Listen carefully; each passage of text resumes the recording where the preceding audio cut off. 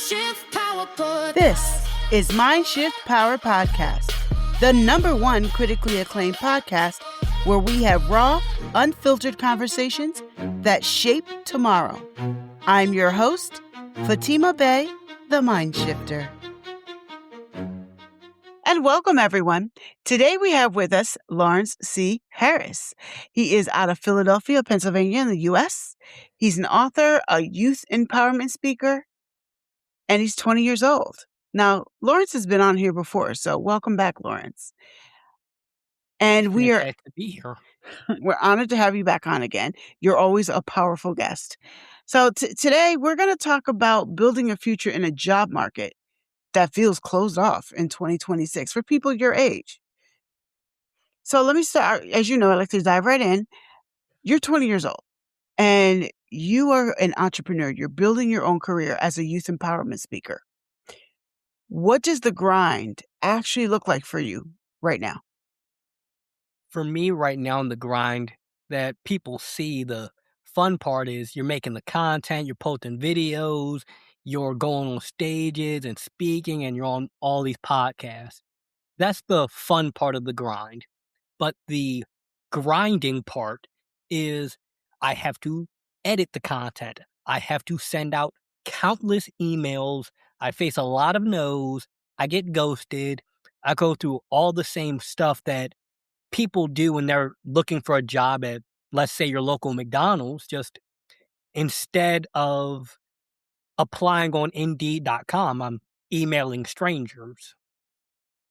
Right. And it's something I want people to understand. You're an entrepreneur, but what you're experiencing as an entrepreneur is the same thing that many young people, many young adults, and older teens, as they're going into the job market, they're experiencing. So when you say you're sending out emails, can you explain to the audience that context? Like, why are you sending out emails? What does that mean for you? So opportunity doesn't come knocking on your door. You have to go ask for it.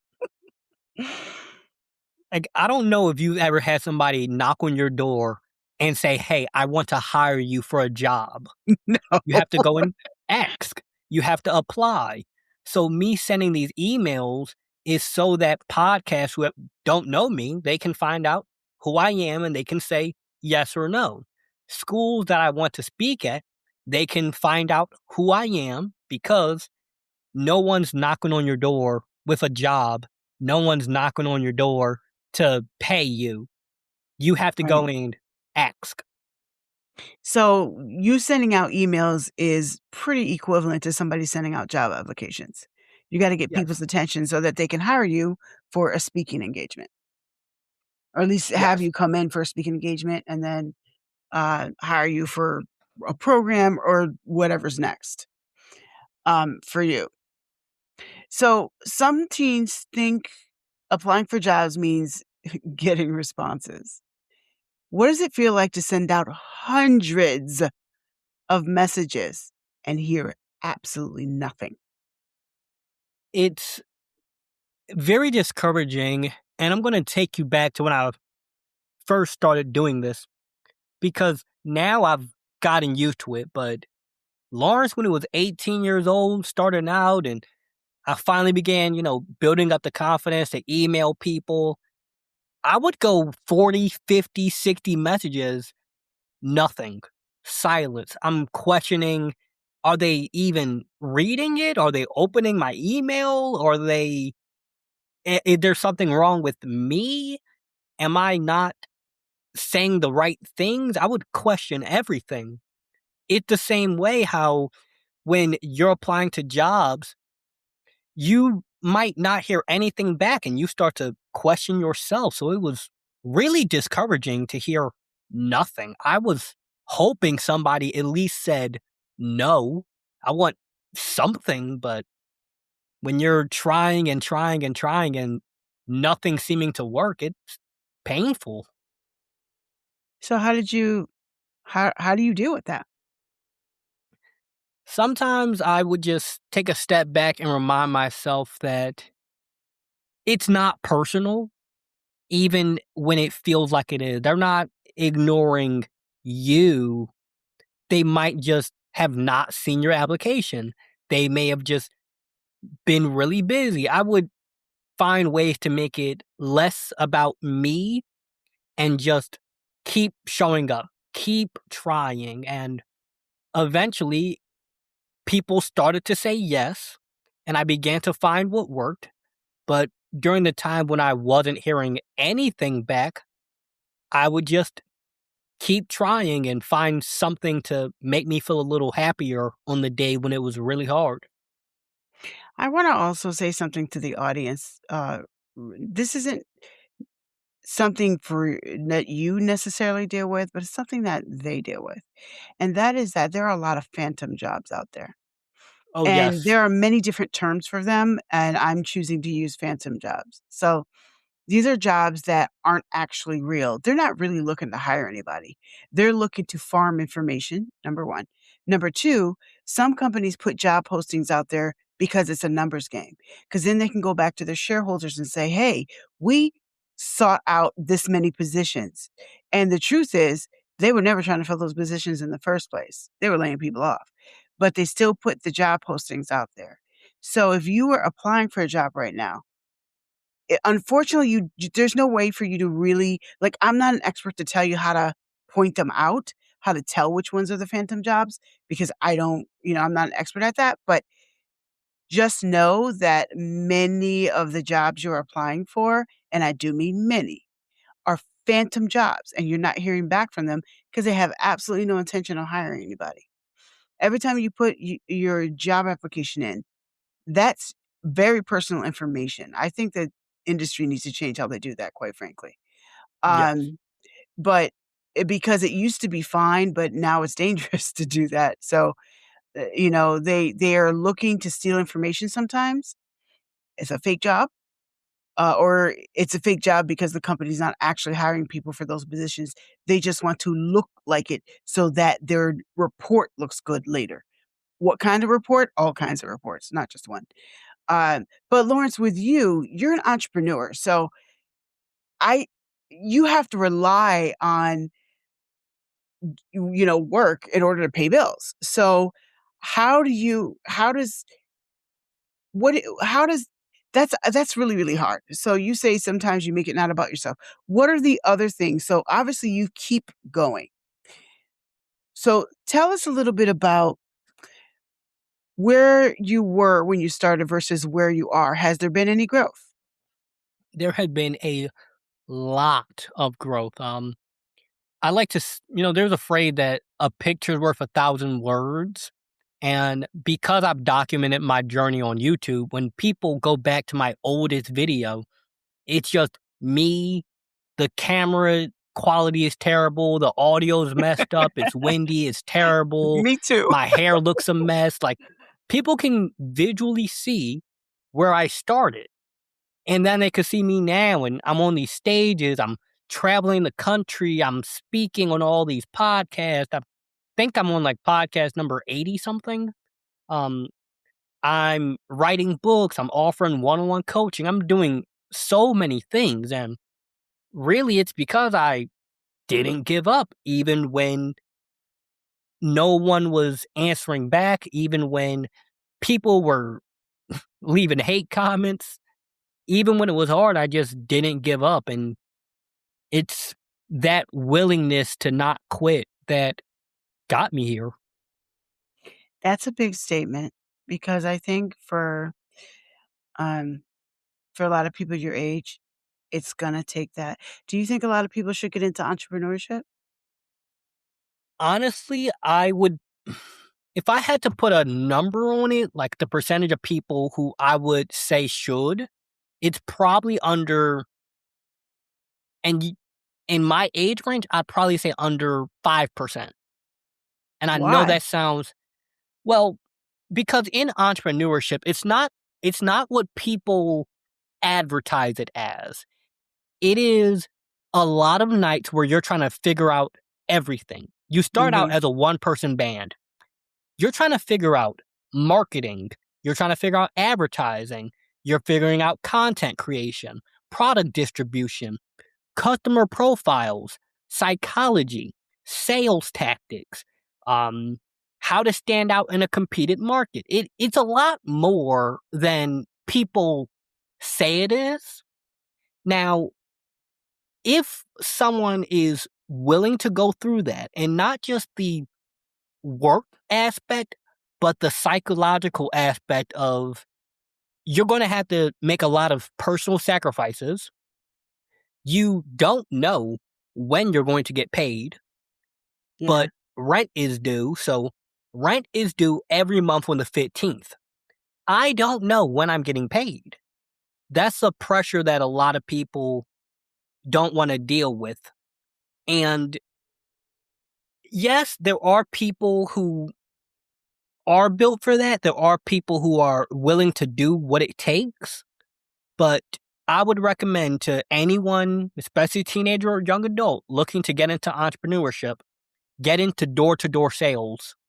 Do that first, because that is going to give you a real taste of rejection, not just ignoring you, but people in your face rejecting you.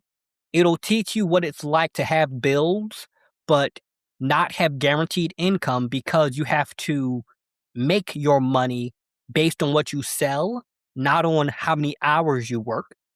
It Mm. will teach you all the skills, well, not all of them, but most of the skills needed for entrepreneurship. You can learn them through doing door to door sales. So start there. And if you're able to handle that, go into entrepreneurship. That's a pretty rough, response, but, I can see Well, I where you're want to coming be, from. I know you wanna yeah, be honest.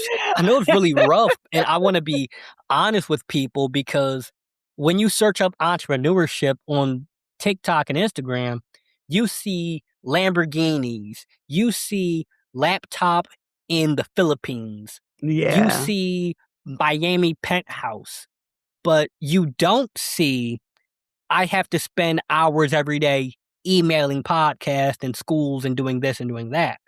You don't see the stressful nights where your website breaks and you're trying to figure out computer code, and you don't know when you're going to have money, but the rent is due, and people don't show you that part.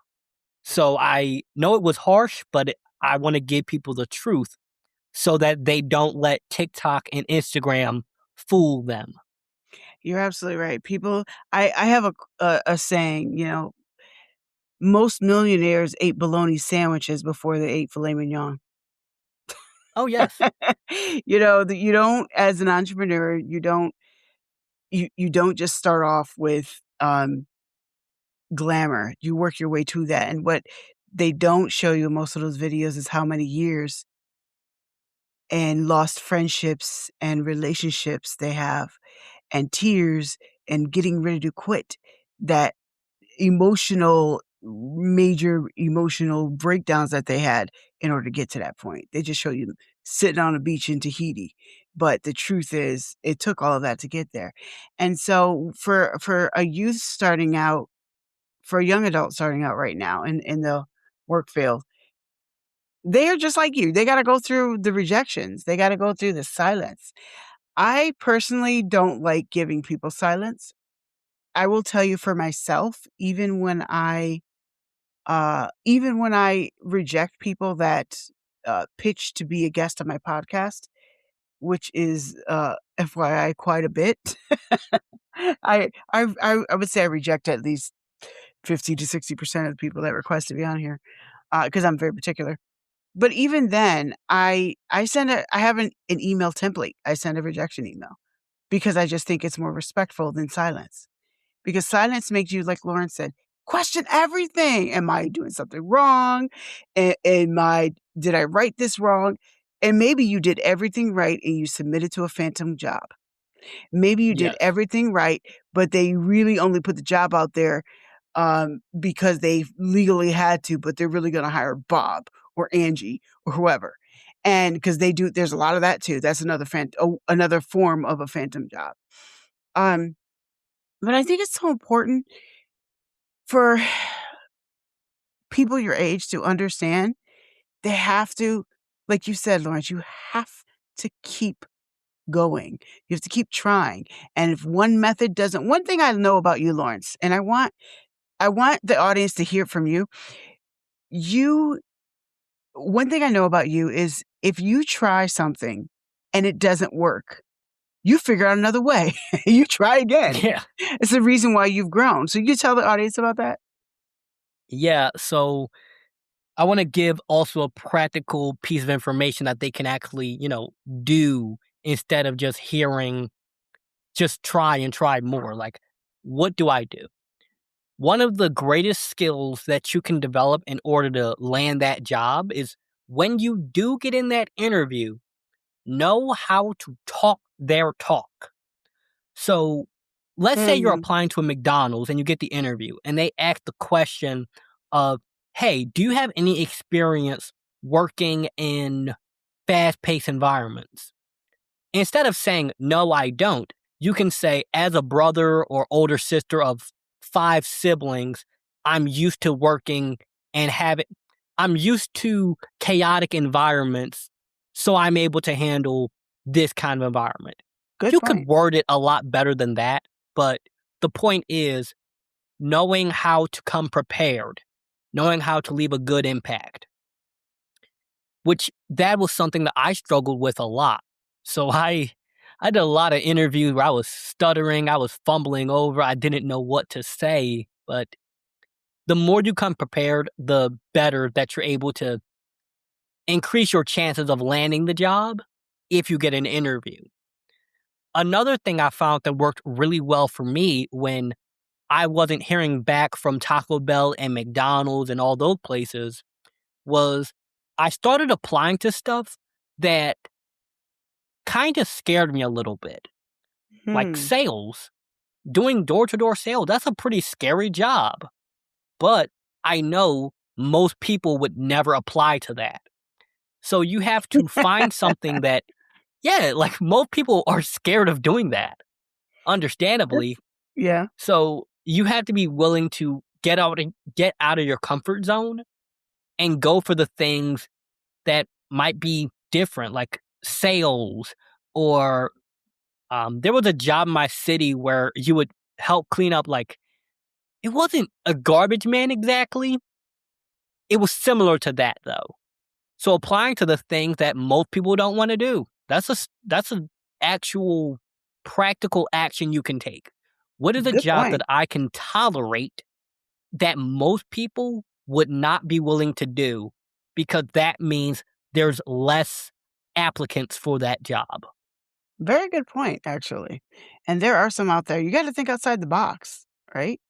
One thing I will say um, about Lawrence, I'm saying this to the audience. I have watched this young man grow tremendously over the past year. And I'm saying it as a person on the outside watching him.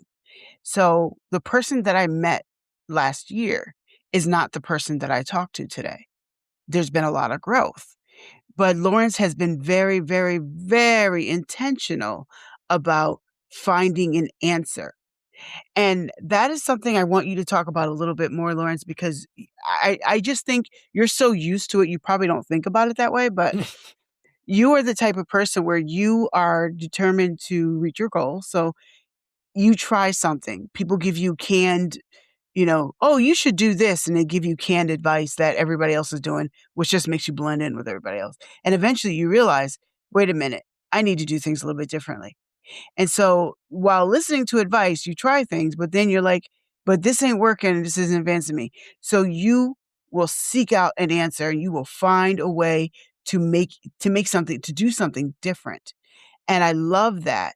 Can you give some examples of some of the things that you've done that are like that? So one that also directly relates to my past job experience that was something different that I did to stand out. When I applied for that door to door sales job, they asked me the question of obviously, do you have past sales experience? Not required, but preferred. And I mentioned that I sell books.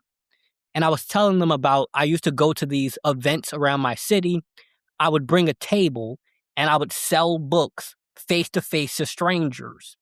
They loved hearing that.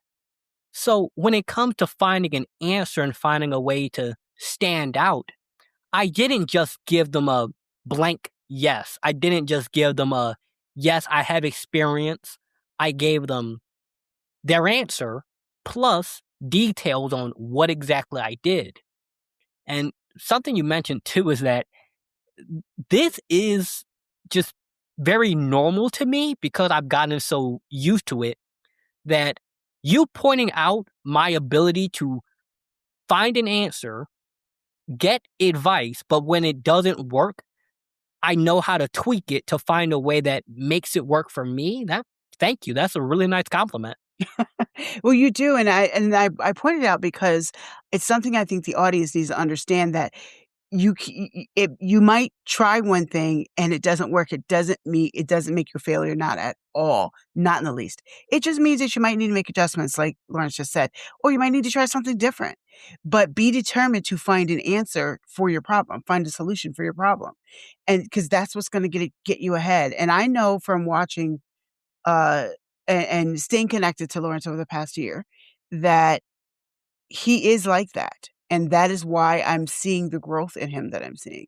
I'm seeing him getting more responses than he's ever gotten before, right? Yes, I've gotten opportunities where I've traveled and flew across the country to do podcasts. I've gotten opportunities to speak around my city and different places. I've come a long way, and I think that a part of why I don't brag or boast about it is because you realized that you couldn't have gotten this far without other people's help. When it came to jobs, I had a lot of help from teacher in school where I asked them, "Hey, can you guys teach me how to write a resume? Like, I don't know how to do that. Can someone show me what to put?" Going on YouTube and searching up things like how to do a job interview, asking my family, "Hey, so I'm gonna go and try to work at the McDonald's. Do any of you know what I should say or how to prepare?" So that's another tip that if you're a teen or young adult, you can do. Don't be afraid to ask somebody for help. Again, another form of seeking the answer, because everything you just said are different forms of seeking the answer, of looking for a solution instead of sitting under self-pity. Because it's real easy, especially for someone like you who's self-employed and you're not getting responses. It's real easy to sit under self-pity. When you're sending out all these job applications and you just getting ghosted, everybody's ignoring you, and you really, really, really want to work, and that's where a lot of people are in this country right now, at least in the US. I don't know about everywhere else in the world, but specifically in the US, that is where our current economy is. And it can be scary. And that's why I wanted to have this conversation so that they could see someone their own age already doing it. And I love the fact that you're very determined, and it just doesn't matter what blockages you get, Lawrence. You might get discouraged for about 30 seconds and you get right back up and you find another way Yeah. because you're just like, well, I'm gonna do this. And I don't care if I'm gonna do this. Yeah, um you find a way. And one thing that like really strikes me too is that even on the day when it's really hard, you can feel upset. It's okay to feel sad. It's okay to feel angry and frustrated. yeah, Those are yeah.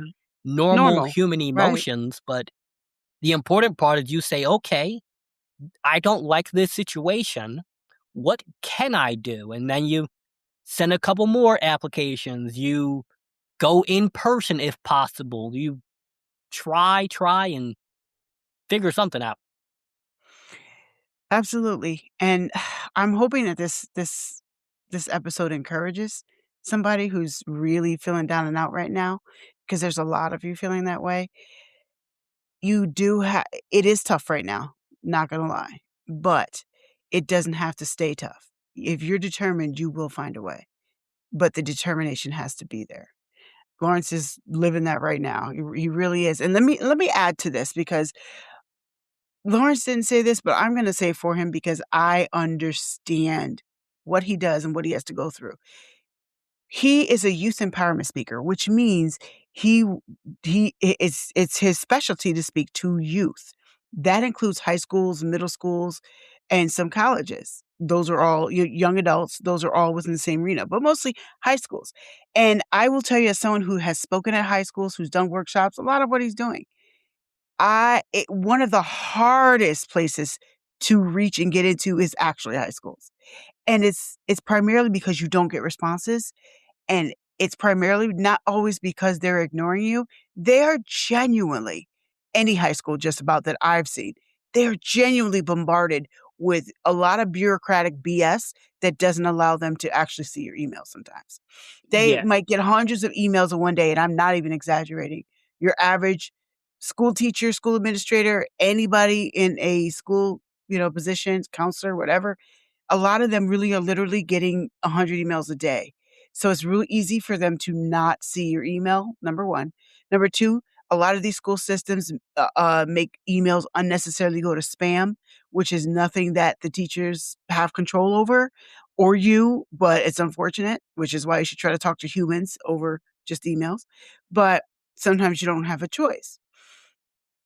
That is hard. I'm explaining that to you because I want people to understand that when you say you're getting rejection, like you send out all these emails, he's not exaggerating. He can literally send out 100 emails and he might get 4 responses. That is so discouraging, and it could be like depressing. But yet he is still doing it. He's still going. And now, one thing I know about Lawrence, because I've stayed in contact with him, now, Lawrence, you are getting, I don't want you to tell everybody all your business, but you are getting more and more, I would say, higher or higher connections, I would say. Yeah. Would that be a way to say it? You are getting Yes, even I more know people connections. that people wouldn't expect I know. Not only that, but now you're getting to the point where people are seeing you more and recommending you more because you won't get out their face, basically. So Yep. you're in everybody's face, but in a nice professional way. So please don't misunderstand the audience. Don't get in I people's understand face what you in the mean. bad way. No, I'm talking to the audience. So people's face in a bad way. But make yourself relevant. Make sure that they can't forget you. And I don't mean be obnoxious and in somebody's face. I just mean be persistent, be professional, and be persistent. And that's something that Lawrence has done that you can do too. You might do it differently because of whatever you're going after. But like, for example, if someone is graduating from a trade school and they want to get into the field, most of the time the trade schools have connections with where they can go, but sometimes they're full. Like, what do? You find another way around it. You be persistent. Do what Lawrence is doing. There's always an answer. You just sometimes have to find it or create one. Um, so Lawrence, if you could give a message to teens, give a message to all the teens and young adults right now who are feeling discouraged. What message do you want them to hear from you right now? I would say the message is, as cliche as people throw this around, is the truth.